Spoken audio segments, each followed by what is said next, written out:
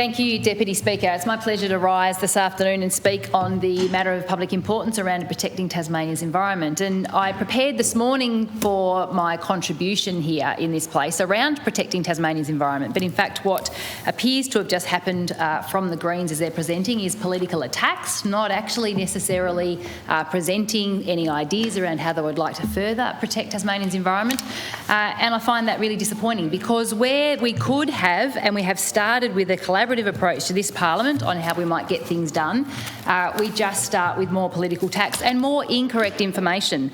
While the former Minister for the Environment, yes, it's Mr Daigan now, isn't it? Sorry, was on his feet speaking about the West Coast, Macquarie Harbour, and our salmon industry, talking about Majoon Skate. There was an interjection by the Leader of the Greens, and the interjection implied that there was a single thing that could happen in Macquarie Harbour to, in their mind, protect Macquarie Harbour. Now, there wasn't an end to that sentence, but I imagine the end to the sentence was that the scientists say. The scientists don't actually say that there's a single thing, Leader of the Greens. The scientists say there is a plethora of things. There are a layer of things,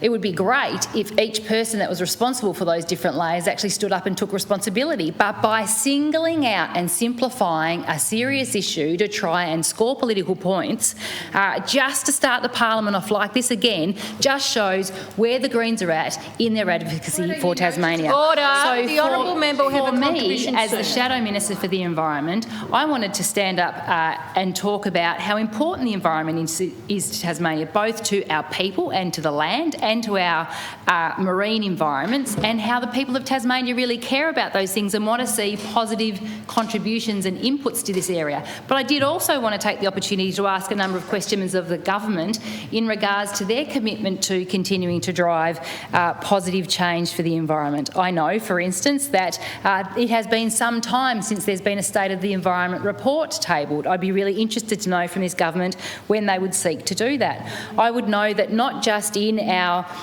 areas where industry operate, but also in our treasured areas where parks feature in our Tasmanian landscape, there's a whole lot of concerns that get repeatedly expressed around lack of resourcing and lack of operational capacity to care for the environment in those places, and I'd love to know what the government is seeking to do about that.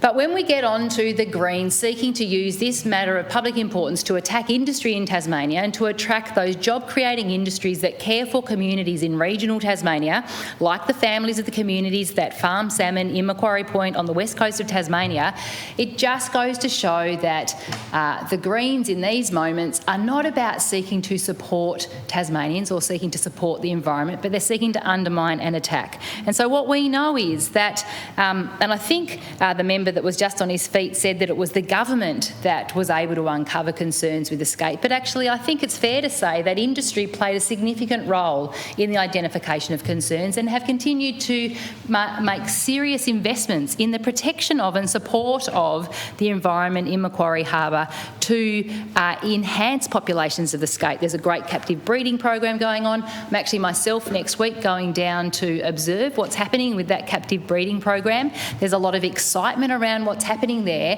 where people come together to do things that are positive. They work in collaboration, they work in partnership, they co-invest to seek to make positive outcomes. And I would love to see contributions by the Greens in these moments where we can continue to make much more greater collaborative positive outcomes for our environment and for the people of Tasmania.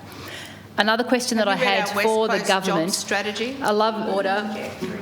Oh, just to help. The Honourable Leader of the Greens can make her contribution soon. Yeah, that's right. I do ask that the Honourable Member is allowed to make her contribution in quiet, please.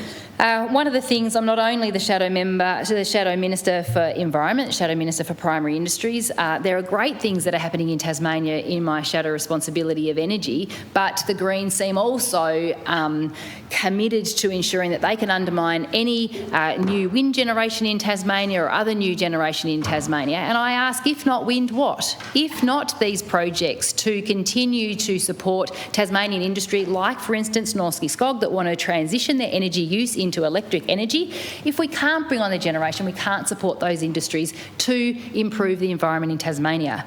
So today I stand proudly in support of our environment, to look to protect the environment and the industries that create jobs in Tasmania. That